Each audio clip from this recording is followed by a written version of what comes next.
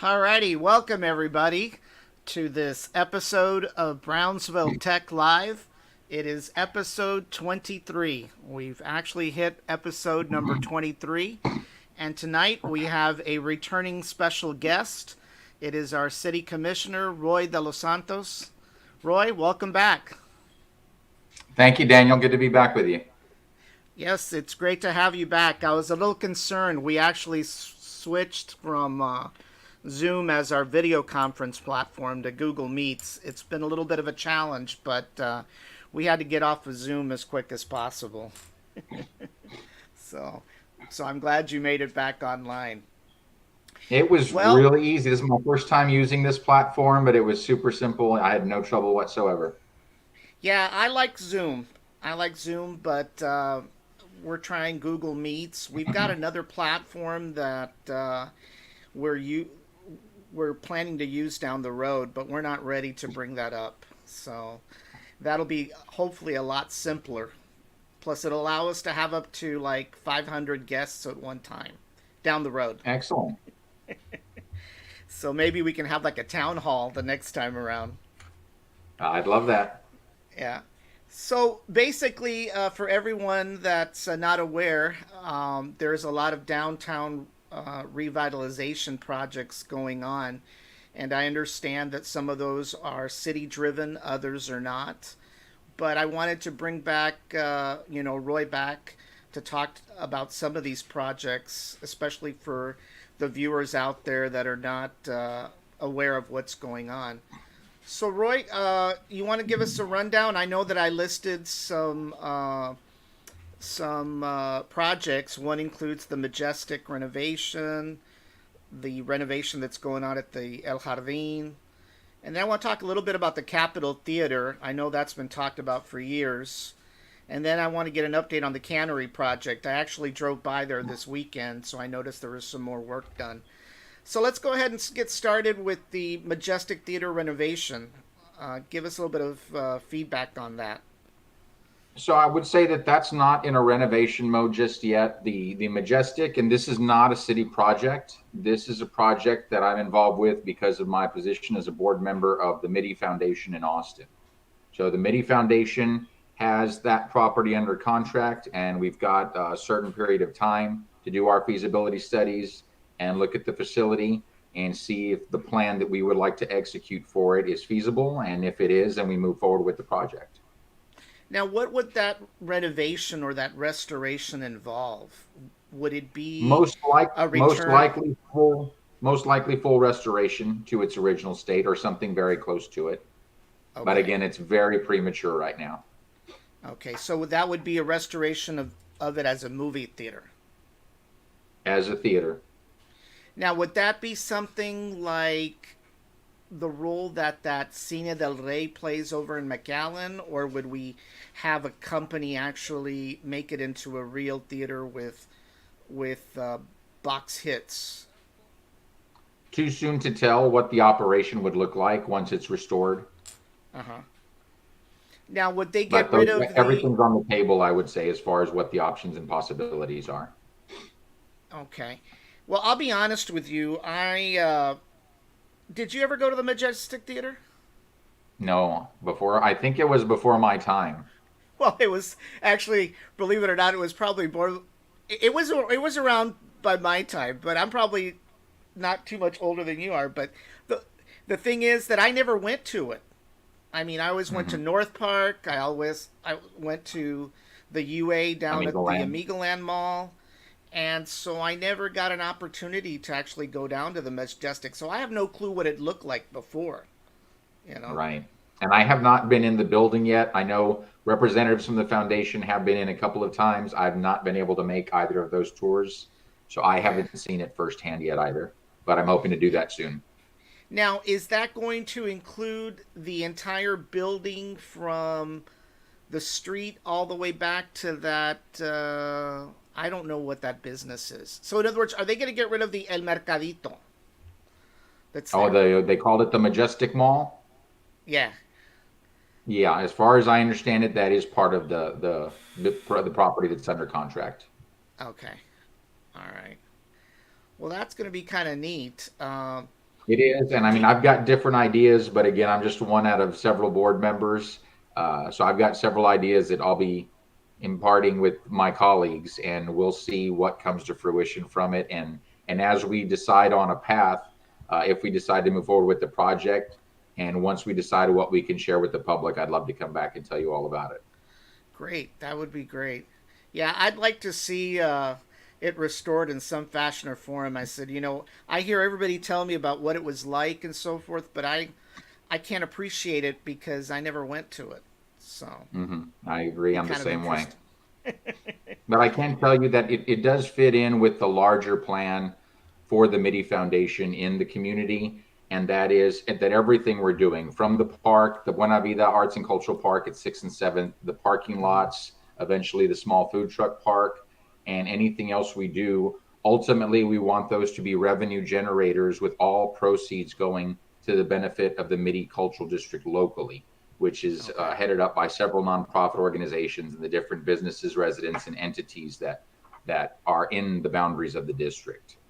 Okay. Because ultimately, we want them to be self-sustaining and to be able to operate to promote the area, to further drive interest with tourists and with locals, without it being a cost to the businesses and the organizations that are in there now. Great. Great. So let's talk a little bit about the El Jardín Hotel. I mean, that building's been around since the 20s, I believe. And for a long time, it was kind of abandoned, but I see now that there's some construction going on over there. Do you have some ideas as to what's going on over there with regards to the hotel? I do know that this is also not a city project. This is part of the Come Dream, Come Build, which is CDCB, used to be the Community Development Corporation of Brownsville, and Hmm. a lot of their work is or all of their work is focused on affordable housing. So Okay. the funding that will be put towards this project will be with creating more affordable housing for the downtown Brownsville area.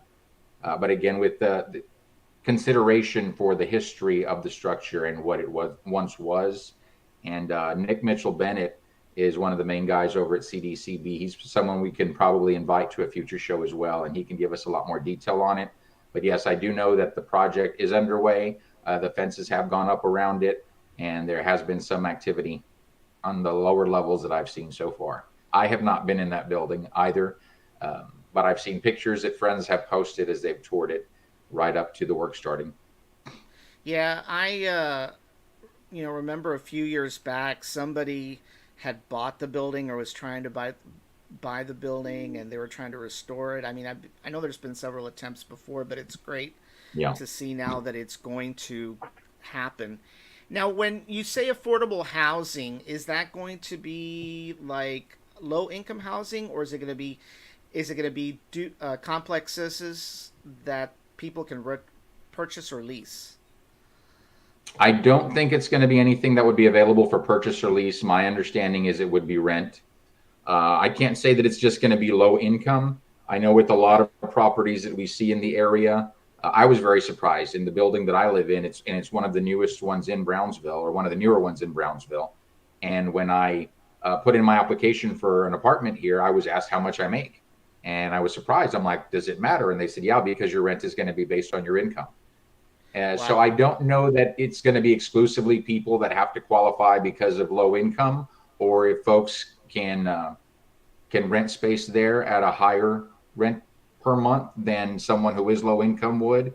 And I would assume that those who are low income and are have more of a challenge to be able to afford that, they would receive some type of subsidy. Wow. Wow. Well, definitely that area, has been a subject of renovation for quite some time, Yes, which kind of leads us into the Capitol Theater, which I believe the property is city owned. Is that that is true? my understanding that that is a city asset. Yeah, one of the things that I did some research over the weekend, and I'm going to flip to our theater, our virtual theater here. Give you a second. Where are you? Oh, there it is. Yeah, so one of the things that I did was. Are you there? Yes, I'm here. Okay, let me see if. Can you still Why hear you're me? not on my. Yeah, I see where the Yeah. screen went gray for my picture, Oh, I but I know why. know Yeah, like give in me the a bottom second. right hand, I still see myself. Give me a second. Where did you go? Hold on, hold on, hold on. There we go. There you are. All right. So one of the things that I did some research on this Capitol Theater, and there were Hmm. several plans that were developed back since 2000. And one of the things I wanted to bring you back to talk about, as you know, a few weeks ago there was a vote on an arena, and obviously Yes. it failed once again. Hmm. Um, and obviously that leaves another gaping hole in our ability to have a complex for events, larger events.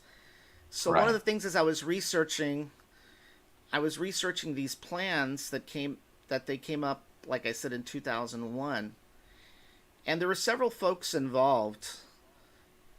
But one of the things they proposed back then was the conversion into a 1,200 seat theater, which I had There not at the even heard Capitol. before. The Capitol. That would Yeah, be awesome. I have not seen that plan, but that would be amazing. I know that's larger than the capacity at the Texas Southmost College Performing Arts Center. exactly. Yeah, I think theirs So is that would only be like very nice. 800. Yep, that So sounds these correct. were the plans for these.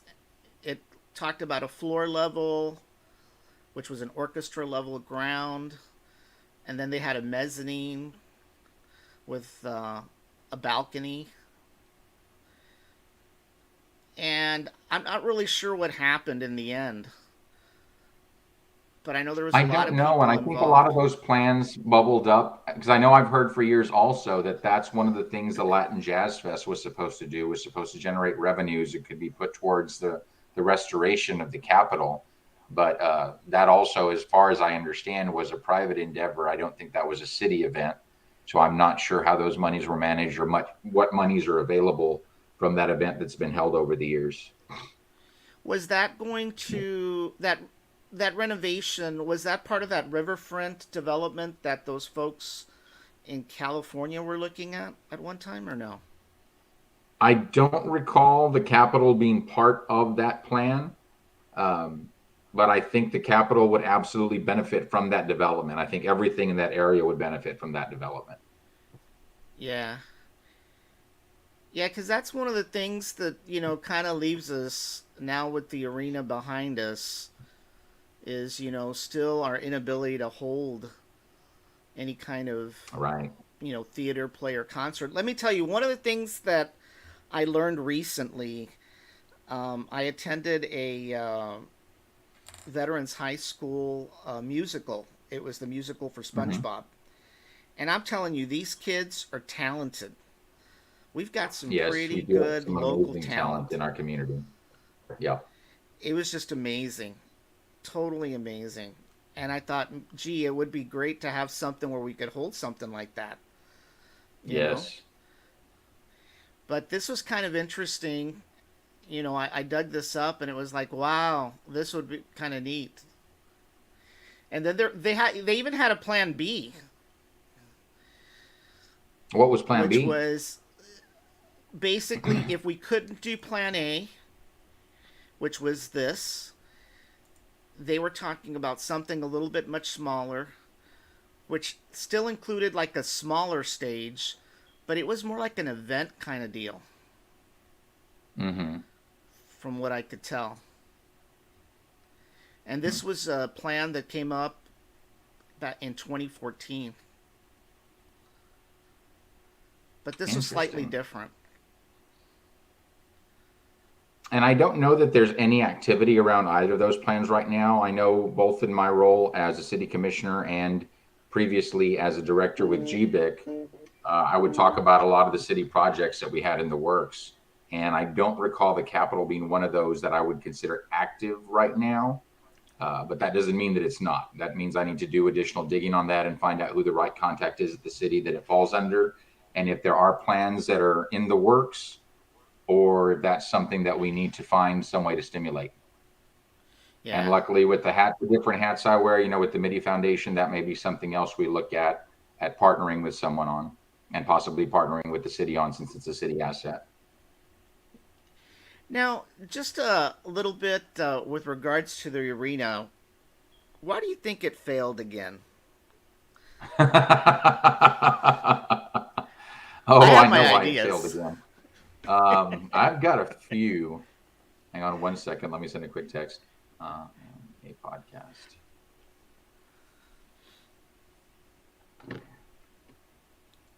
I don't think it was executed properly. I think the timing was wrong for bringing it back. Um, I think we know that a lot of its strength is in the Brownsville community, and there was not a lot going on that would draw voters out to the polls in Brownsville because there were no city elections going on this year. That was another mistake. Um, and I think there could have been a little more information that was put out there. I know I've Yeah. offered to make myself available. I've got a pretty dynamic marketing team that I work with. We do a lot of the work for Sombrero Festival, and it just brings new ideas to the table to think about how we move forward when we want to put something like this out there to the voters. But yeah, I just think it was poorly handled. What disappoints me the most, I at least respect that with the former county judge, he's trying to keep it all fact based.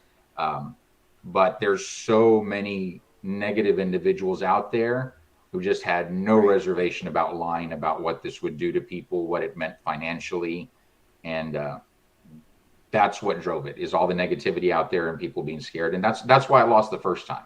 Because I know I talked to folks Yeah. who voted against it the first time, and a big part of it was they misunderstood what was really going to happen, where these funds were coming from, how it would impact them and their funding if they were nonprofit organizations. And this time around, I heard people saying it's going to put the city of Brownsville in debt, even though the city of Brownsville is not involved with this project in any way, shape, or form. Not $1 of city of Brownsville money was going towards this. But that's the lie that was being told. It's going to put the city in debt. It's going to drive up your taxes. And it's pretty pathetic when people have to resort to lying to try and get people out to the polls to just to be able to say we defeated it. Yeah. One of the things that, I had the county judge on my other show on specifically to talk about the arena. And Mm-hmm. I guess one of the things that continues to or continue to drive the thing was the belief that their property taxes were going up. I mean, there's a lot Right. of reasons why property taxes have gone up. I think Craig Grove had a Mr. Dominguez and somebody else on a podcast recently, and they specifically honed in on the reason why property taxes has gone up.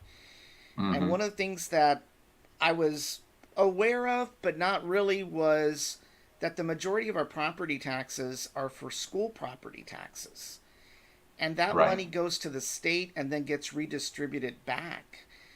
But Hmm. the state has very little mechanisms to raise money.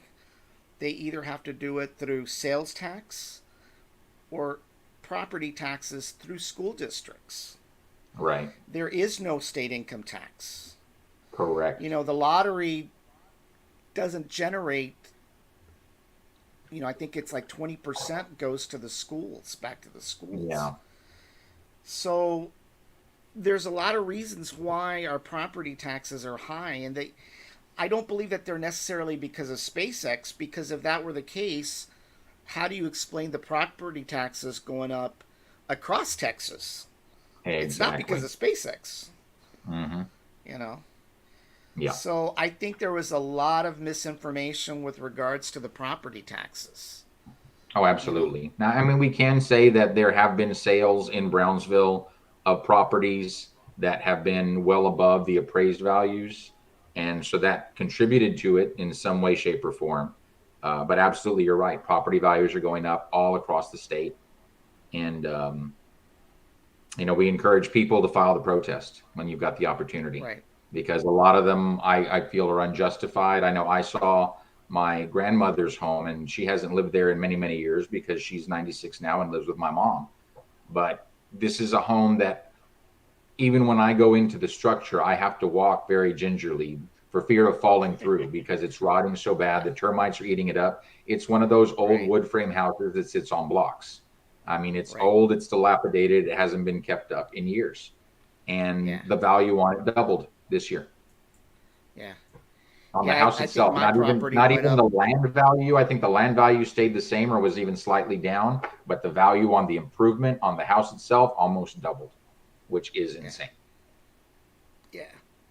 Now, will the development around where the arena was going to be built still continue, or Absolutely. is do you think there's Absolutely. going And to see, be and a that's pause in that? one of the things, the developer was putting up this land. The developer had committed to donating this land to the county, so it would have been taxpayer owned had the arena been approved by the voters. He was footing one third of the cost for the project. And think about it also when you're creating something of that value, and they've already estimated that the property value increase for Mededa once it's completed is approximately $1 billion it will add to the tax rolls. If you're building something like that, you don't want a venue, an asset, anything in or around that development that's going to take away from its value.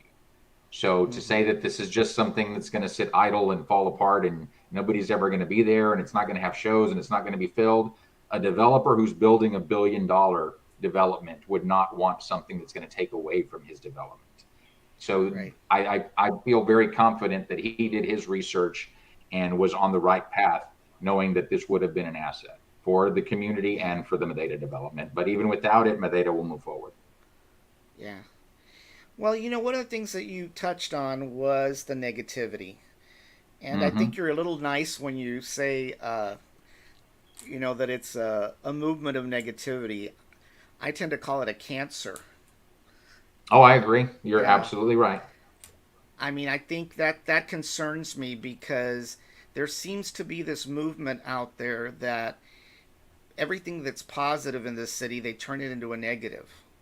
Oh, yes, absolutely. They have to You drive know, their agendas through fear and through yeah, misinformation and and lies.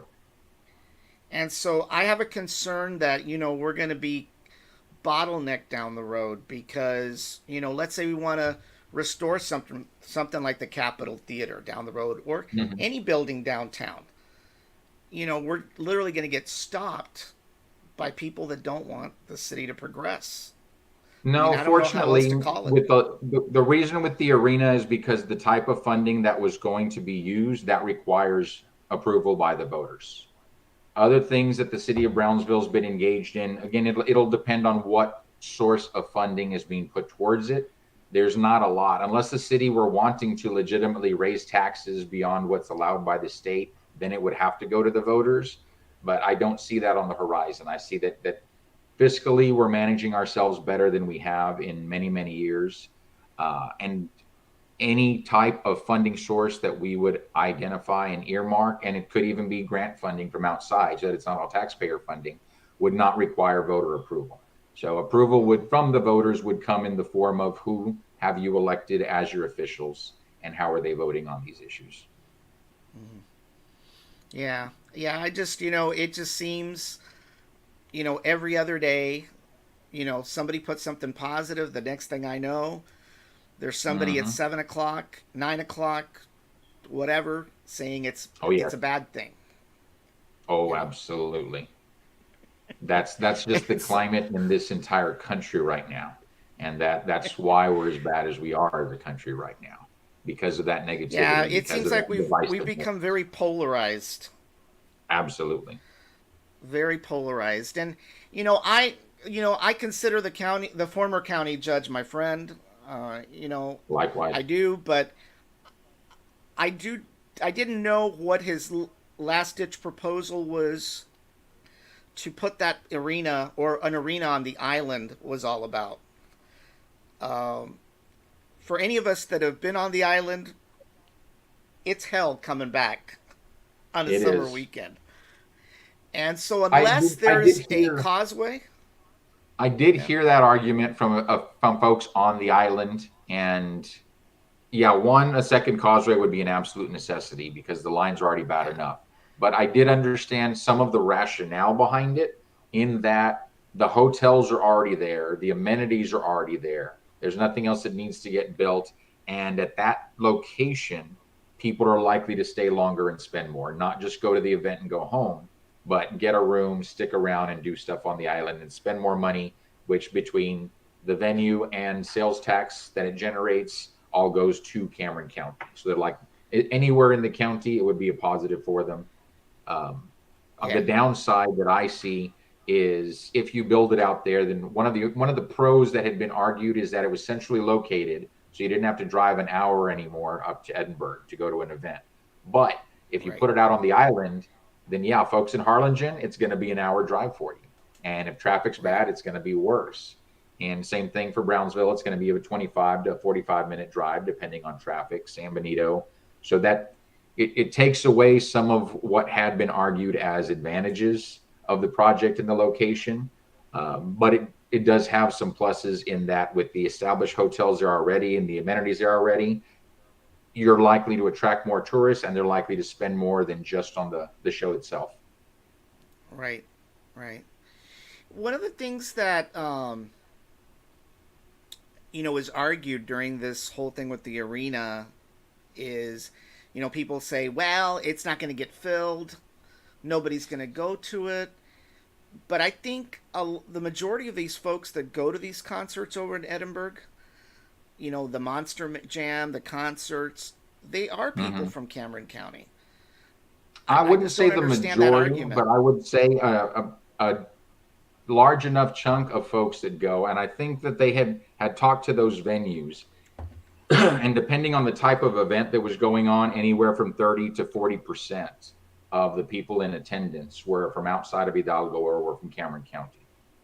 So Mm-hmm. absolutely, there's a base here already that would go to events. And then, of course, we would draw depending on what name we had at the facility.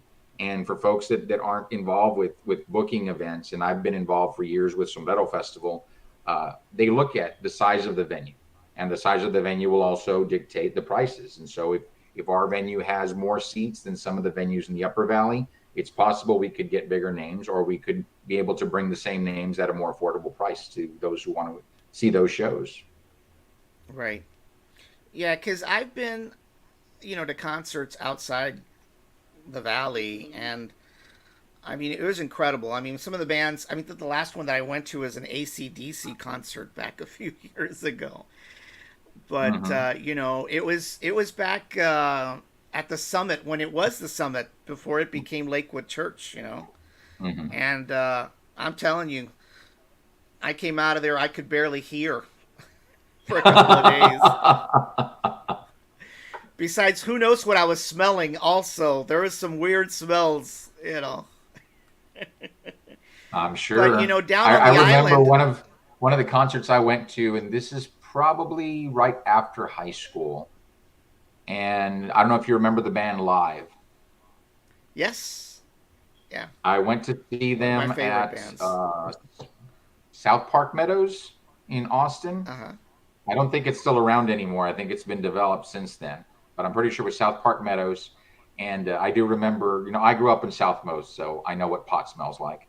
But I remember some of the guys that I went with, they were like, "What's that smell?" And I'm like, "Guys, you're not even in high school anymore. You don't know what pot smells like." I remember that distinctly. And Well, I I tell you what, I remember went. in San Go Benito, ahead. there used to be the Roadhouse. And this is, I don't know, early high school or late junior high. I saw Dwight Yoakam in San Benito at the Wow. Roadhouse. And that was an amazing show. Yeah. Yeah. No, I went down on the island. I think the last one that I was many years ago. It was a Sammy Hagar concert. That was Okay. right after I think it was back in the '90s after he got fired. Well, fired, left, whichever one's the story.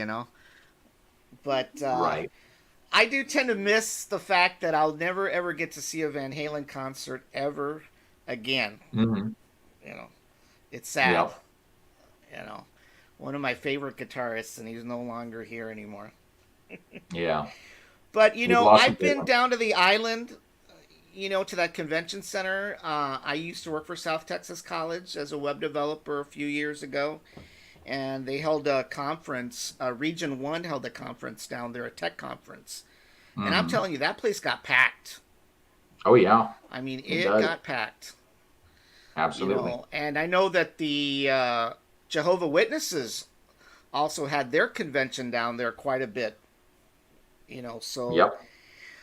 I don't quite buy the idea that the arena could have not been packed.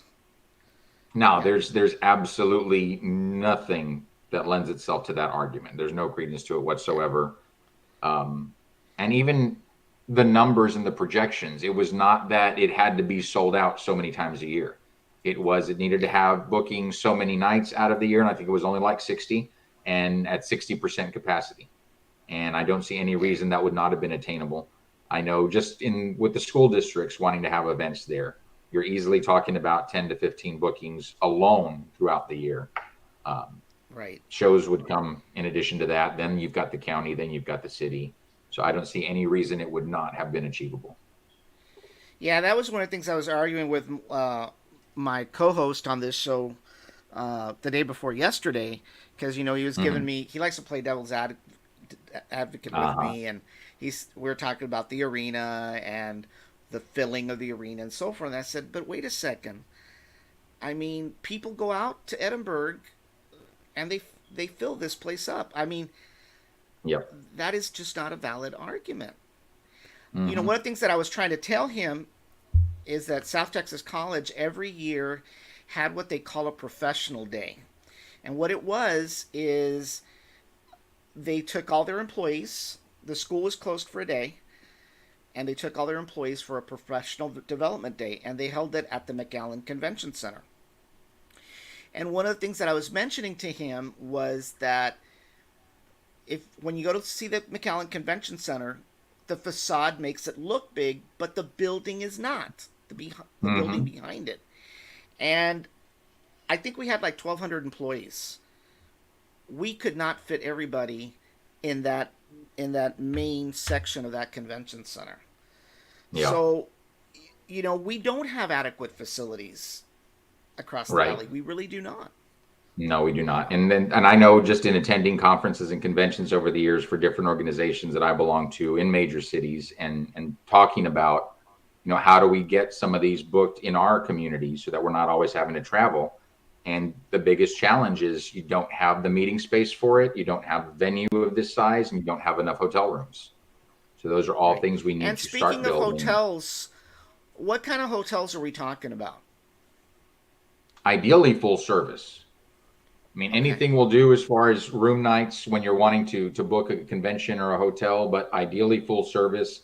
And I know just recently the city approved funding and worked together with a group that's going to build a Hilton Garden Inn and Suites. That'll be a full service property. I believe that's off of Right. Morrison Road. Yeah, it's on Morrison. Because I think the article that I read said that we really haven't had a full service hotel since they tore down the Holiday Inn or the Sheraton or whatever it was last known as. The Sheraton was what it was known as before it was torn down. The last two that I recall that were full service were the Sheraton there on the expressway and the Fort Brown when it was still in service. Oh, I remember the Fort And Brown.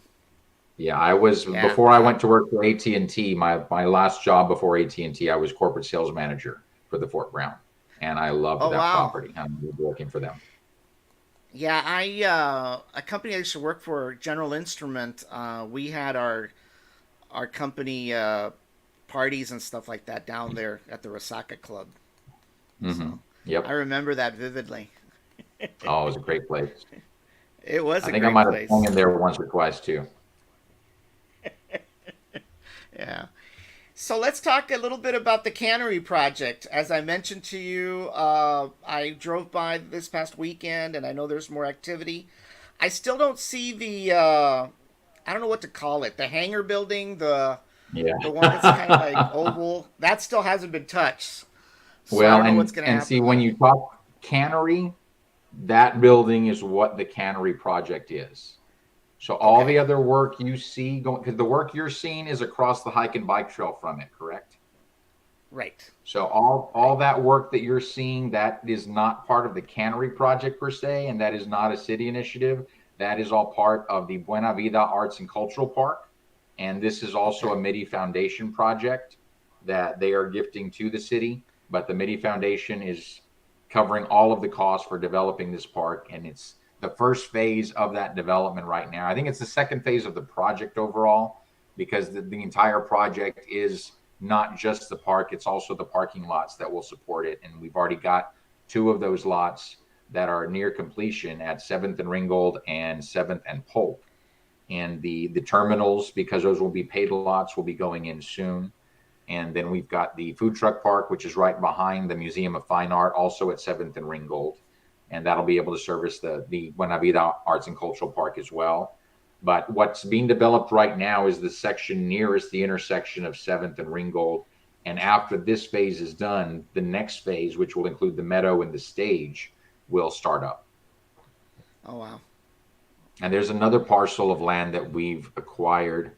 I take it back. So the other lot is at Fillmore and 7th. And a lot that we just acquired, I believe, is at Polk. Okay. And we don't know what we're going to do on that property yet. Uh, But well, yeah, so that's lots that of that I things going on. That's all MIDI driven. I know that we've already broken ground for the cannery. We've had the ceremony. So things should be moving forward, but I have not seen activity there yet either. Now, what is the function going to be of the cannery itself? So it'll be a joint use between the food bank of the Rio Grande Valley and the Wellness Coalition and Farmers Market. So there'll be space for the farmers market to relocate to inside of that building. There will be commercial kitchen space, as I understand it, so that some of the vendors can make use of that to make and bottle or package their products for sale and to help drive local mom and pop business as they're getting started Mm-hmm. up. There'll be plenty of cold storage and dry storage space. There will be a store for the food bank of the Rio Grande Valley.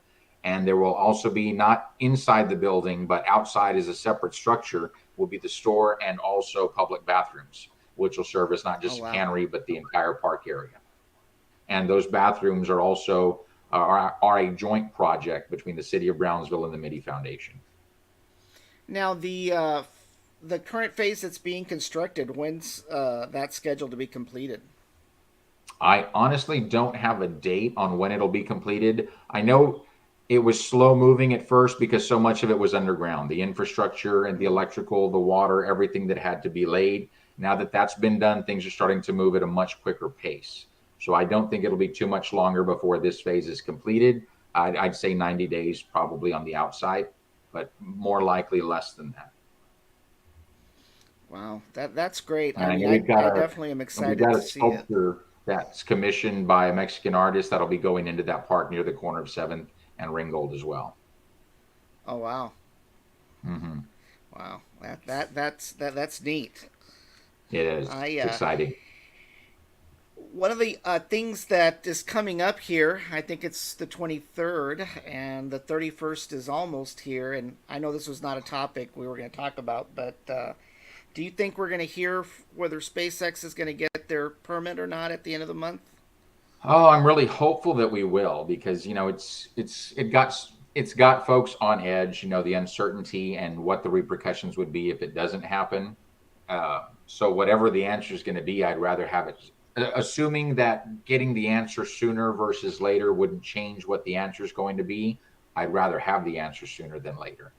So I'm hopeful we'll Yeah, get it by the end of the month, but it's too soon to tell. I think. yeah. 'Cause I think I mean, we the really worst thought we thing were that going to could, get it at the end of April, and that didn't happen. yeah, I mean, the worst thing that could happen is they just keep on dragging this forever, which I can see that Right. happening too, Hmm. But yeah, definitely, the end of the month is coming, and I know it's got a lot of people on edge. I know I have a lot of friends down there that work there, Yep. so there's a lot at stake. Um, Absolutely. but I guess one of the things in retrospect is that I think our workforce has proven that we, with the right skills and know-how, we can build anything. Absolutely. I mean, let's say they do leave. I mean, we've left a lasting impression. I mean, any company out there that's wanting to relocate is going to say, hey, if these folks can put rockets together, surely they can put together other types of products. Absolutely. And that's one of the positive effects of SpaceX having come here is the different programs and certifications that have been started up in the schools, both in the public school system and then also at the institutions of higher education, including Texas Southmost College. It's amazing now. And then I remember we heard the one of the directors of the Workforce Commission talking about how before you used to have a 4-year degree to get jobs like this, and now it's less about the 4-year degree and more about the skill and the certification, and a lot of that can be through a Exactly. certification program versus a 4-year degree, and we've got those Yeah. programs right here in South Texas. Yeah, I had Jack Yan probably about 2 weeks Like Jack, ago. I love the UNs. Yeah, I had him on a show, and I did see that there was a tailgate party this weekend, and I know that one of your colleagues, Mr. Tro, was present down at the tailgate, and I think there was Yeah, some 3D printers that were given away. So it's pretty amazing that our kids today are kind of getting exposed to this kind of technology, and especially the robotics. I was pretty amazed at the robotics stuff. You know, um, absolutely. yeah. And I I've mean, so seen so many of you know, these little think labs being opened up at different schools, both public and private schools across the city. And that's amazing to see that kids at that young age are already thinking like that and imagining and creating yeah, to a greater extent than we ever saw before. yeah. I mean, there have been some positive things that have occurred, because of SpaceX being down here. Like I said, my hope is that they stay here. But I'm one of those that say, okay, all right, we're not going to do commercial launches. Let's say we remain in research and development. We're still Hmm. going to require raw materials and stuff to be shipped down there to put those things together for research and development. Right. So it's not like we lose.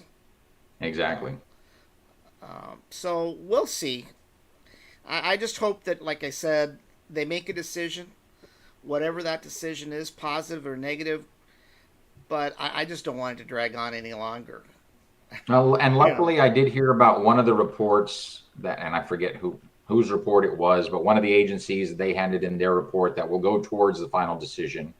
And while they did identify some of the environmental impact that this would have, as I understood it, the report indicated that it wasn't anything that could not be mitigated. So Right. I think that's a good sign. Yeah. Yeah. I mean, I kind of joke around and say that they've launched rockets in Florida, and not a single alligator has ever been lost in 50 years. But I know Uh-huh. people get upset when I say that. Of course they do.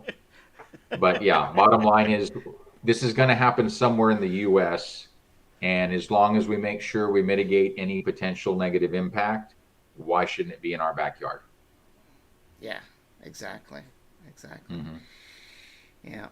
Well, I kind of didn't expect this to be a short show, but it's not really been a short show.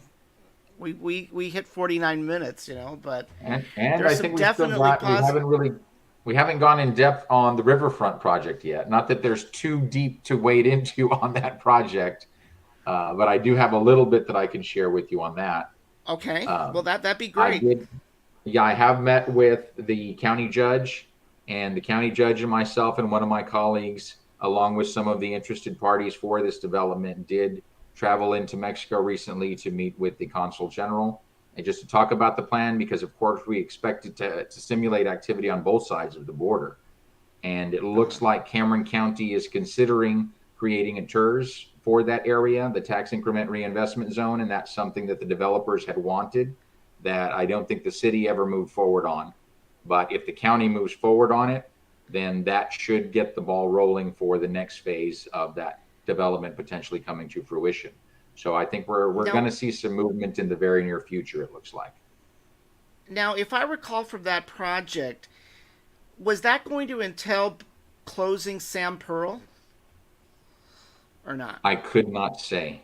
I'm not sure. I don't believe it did, but I could be wrong. Okay. Yeah, because obviously, there is that other bridge down there, Right. but I hadn't heard any more about that riverfront development. Is that going to be retail, restaurants, Hotels and I believe even hotels? venues. Yep. That's my Oh understanding. wow, Yeah. wow. Well, that'll be interesting to see how that rolls out. That would be amazing. Hopefully, the naysayers don't come out and whine and complain. They will absolutely come out. They will absolutely complain. But luckily, this is another one where I don't think it requires voter approval. So Yeah, I think we're just going to have to tolerate the noise, but they won't be able to stop the effort. yeah. That's one of the things that I've tried to do is unfortunately today people don't get their news through the local news. They don't get it through the newspaper. But it Hmm. seems that a lot of it is podcasters out there, and there's a lot of negativity going on, and And there's a some lot of of it, lying going on. yeah, and there's some positives. I mean, there was one podcaster out Yeah. there that made noise with regards to Melissa Lucio. You know, Yes. uh, I was that was texting with him earlier. I could, yeah, Yeah. yeah. I don't know if he's back on or not. He was off for a while. I Yeah, don't know. I know I have yeah, not been on a show in a long, long time. yeah. Yeah, so that But was I know, something yeah, he had moved positive. on I into mean, bigger issues that had a lot more interest publicly. He wasn't focused on the city as much anymore after the races were done. yeah, yeah. So I've tried to be an alternative, but it's awfully hard to not get embroiled in the news, Of course. especially when Absolutely. it's a family affair at times. Uh, Yes. you know, but yeah, no. Well, I'm glad you came on tonight to talk about some of these issues. I'm really excited about the Majestic. I'm really excited about the project down there near the cannery, and of Hmm. course, hopefully one day we can resurrect this thing about the Capitol Theater. You know, I'm sure that's coming. As there continues to be more and more activity in downtown Brownsville, it is inevitable. It's not a question yeah, of if, it's just a question of when. yeah, yeah. I mean, that was one of the things that I was arguing with somebody the other night. They were telling me, well, what you're saying is you're proposing to spend, spend, spend. But I said, if you don't spend, how do you Hmm. expect to attract businesses down there or upgrade Exactly. businesses down there? Exactly. I mean, they're and he was telling me, well, you're saying build it and they'll come. I said, well, a No, lot of times and that's seeing the way it that's, has to happen. of course, that's easy for people to say because everything has to be built first. But it's not Right, about if we build this, they'll come. It's about the demand is there. We right, see it already in the activity downtown. We see it already in folks going to events in other counties and other cities and other areas. The demand is already existing, and these business people are trying to meet that demand and turn a profit as part of it. But yeah, the way you make money is you've got to invest in it first. right, right. Hey, one other thing I wanted to talk to you about. You may not have any information on it. There was an article recently about the usage of electric buses in the city. We were Yes. planning to purchase some buses. I see that's been getting some traction on social media lately. Yeah, is that something are we gonna eventually convert to an all fleet on an all electric fleet?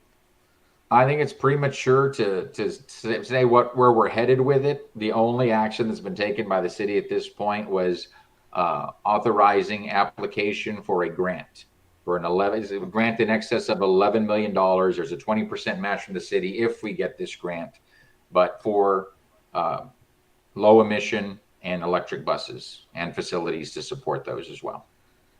now how And for are our every, current buses fueled I right believe it's now? Our diesel. current bus. Okay, because I thought maybe a few years ago they had played around with natural was it natural gas or some kind of gas? I don't think we're an all natural gas fleet. Okay. Yeah, I wasn't sure. I thought I had heard a few years back that we had gotten a bus that was ran on some kind of gas, That's but a I'm not sure. possibility. I'll have to ask about that. Yeah, I can't go back and research on the Brownsville Herald since they charge now, which I'm very upset. Which I'm very upset about, by the way. You They know, charge for but research? well, you can't even access the paper now unless you pay $9 a Oh, month. no, that's. I don't mind paying, but Hmm. I want to pay. I don't mind paying for something as long as there's content. Right. Absolutely. I know I You still know. pay, and I don't even know what it is I pay, so it must be the $9 a month. So I know I get the Yeah. digital version every day, and I go through it and look at it. Now I'll tell you what. I have found a way to get around their little block. From time to time, my phone will overcome the block that they have. I don't know how it does it, but it does. Interesting. Yeah, I'm not sure if it's because I'm either on an older version of the Chrome browser or what, but I've noticed it. I'll have to do some research and have a whole show on how to divert that. So so anyway, well, I definitely appreciate you coming on and sharing us some feedback on some of these projects. We've got two more shows coming up next week. I've got a Google conference next week, and then we've got the Big Apple conference the following week. So we're Very excited good. about that. So it's going to Hmm. be our episode 25 for the Apple conference. So, Nice. but anyway, I appreciate you coming on board, and like always, we always welcome you anytime you want to come on. So I appreciate it. And yeah, I look forward to you continuing to evolve on the platform and getting us to a town hall format. I'm always a that big would be fan of being great. able to answer questions live and on the spot from the public. No problem. We appreciate your transparency. Always. Alrighty. Okay, Roy. Hope you have a good night, and we'll be talking soon. Likewise, Daniel. Everybody, that's Thank you. it for episode 23. Bye bye.